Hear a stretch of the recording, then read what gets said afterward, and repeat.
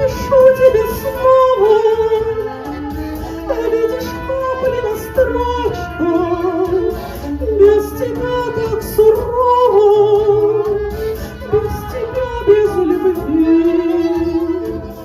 Твои письма читаю и не могу оторваться, и листки их целую, умоляю, прости.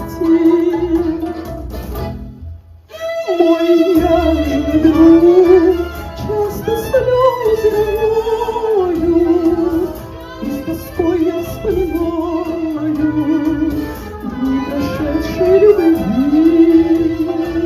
Я жду тебя, как прежде, но не будь таким жестоким.